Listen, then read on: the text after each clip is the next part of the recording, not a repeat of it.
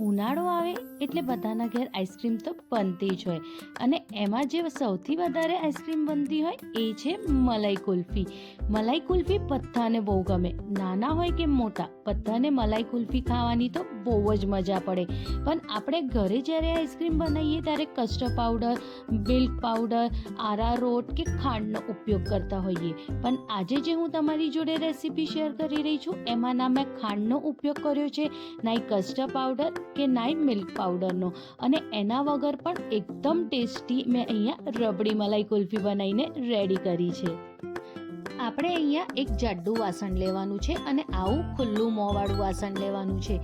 એમાં મેં 1.5 લીટર જેટલું દૂધ લીધું છે. દૂધ તમે આમાં કોઈ બી લઈ શકો છો, તમારા ઘેર જે દૂધ આવતું હોય એ દૂધનું તમે ઉપયોગ આમાં કરી શકો છો.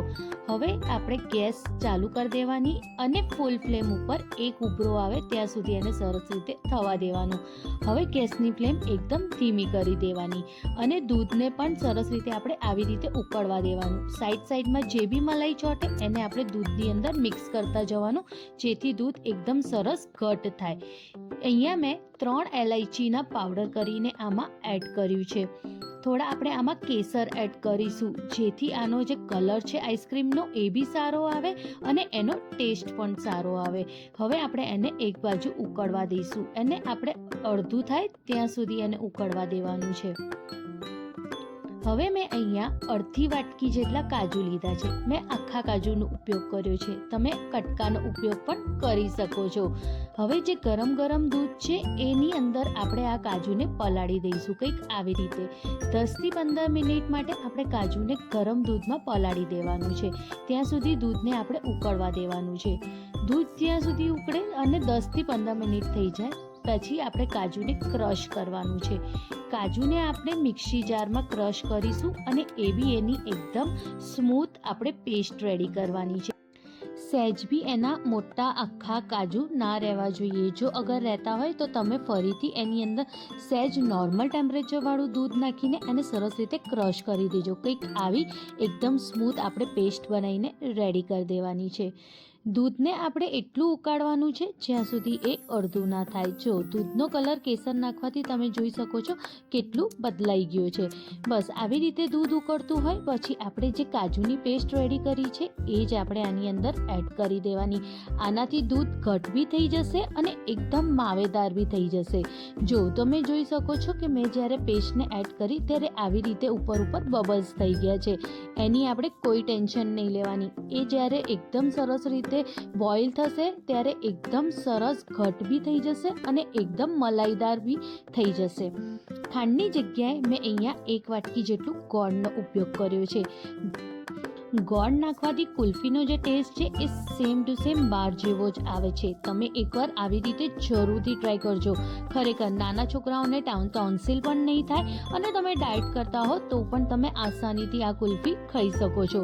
હવે 2 થી 3 મિનિટ સુધી આપણે એને સરસ રીતે ઉકાળવાનું છે, જ્યાં સુધી જે કાજુની જે પેસ્ટ છે એ સરસ રીતે આની જોડે મિક્સ ના થઈ જાય દૂધની જોડે.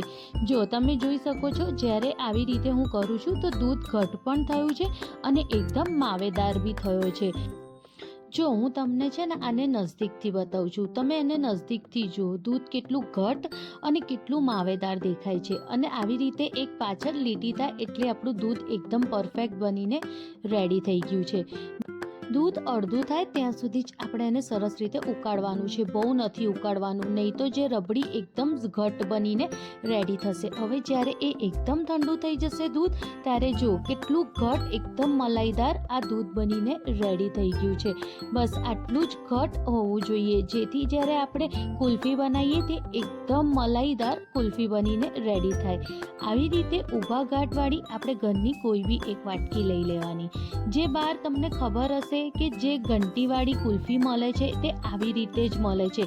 એ લોકો આવી રીતે ડબ્બામાંથી જ આપણને કુલ્ફી કાઢીને આપે છે. બસ એવી જ કુલ્ફી મેં અહીંયા બનાવી છે. અને માટલા કુલ્ફી બનાવવા માટે મેં આવી રીતે અહીંયા કુલ્લડનો ઉપયોગ કર્યો છે. કુલ્લડમાં પણ તમે આવી રીતે કુલ્ફી જમાવવા માટે મૂકી શકો છો. કુલ્ફીનો શેપ આપવા માટે પણ મેં અહીંયા કુલ્ફીના સંચાનો ઉપયોગ કર્યો છે.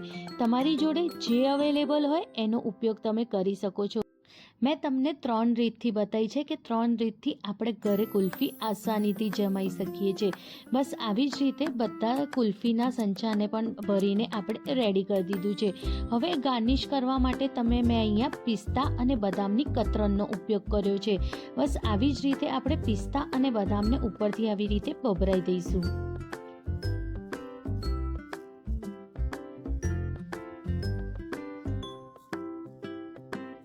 હવે જે કુલ્લર છે એને આપણે કોઇલ પેપરથી ઢાંકી દઈશું. જો કોઇલ પેપર ના હોય તો ઘરનું તમારું કોઈ બી નોર્મલ પેપર આવતું હોય ન્યૂઝપેપર, એને પણ એની ઉપર મૂકીને તમે રબર બેન્ડ નાખી શકો છો.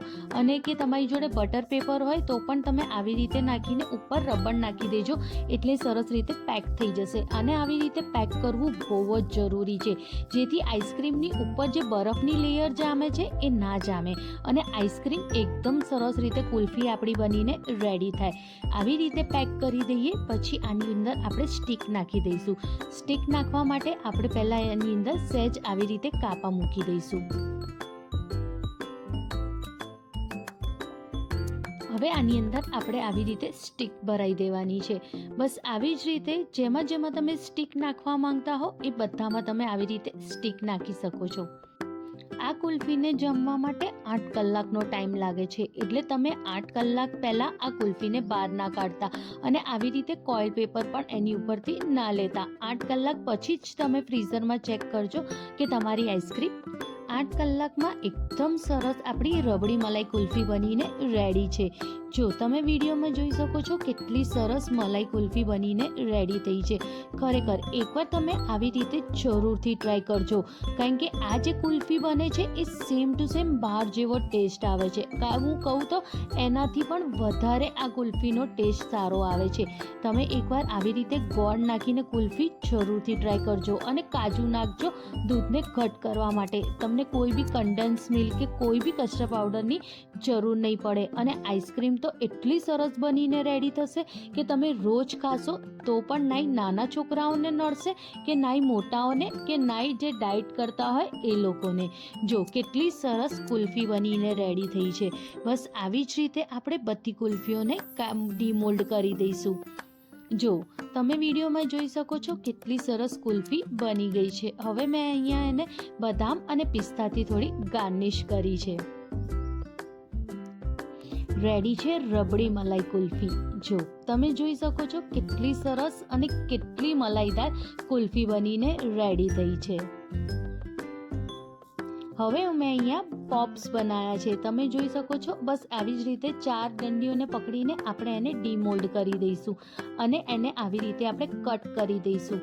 તો જે બહાર નાના નાના પોપ્સ મળતા હોય એવી રીતે આ બનીને રેડી થાય છે.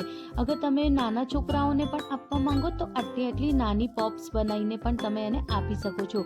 તમે આવી ઊભા ઘાટવાળી જ વાટકીનો ઉપયોગ કરજો, એનાથી તમારી આ કુલ્ફી એકદમ સરસ નાના નાના બાઇટ્સ એના બનીને રેડી થશે. અને તમે કુલ્ફી બાઇટ્સ પણ કહી શકો, કુલ્ફી પોપ્સ પણ કહી શકો. તમારે જે કહેવું હોય એ તમે આને કહી શકો છો. પણ ખરેખર આ જે નાના નાના બાઇટ્સ છે એ ખાવામાં બહુ જ ટેસ્ટી લાગે છે. તમે ડાયટ કરતા હો તો આ તમે બાઇટ્સ જરૂરથી ટ્રાય કરજો. હવે આને પણ આપણે પિસ્તા અને બદામના કતરનથી એને ગાર્નિશ કરી દઈશું.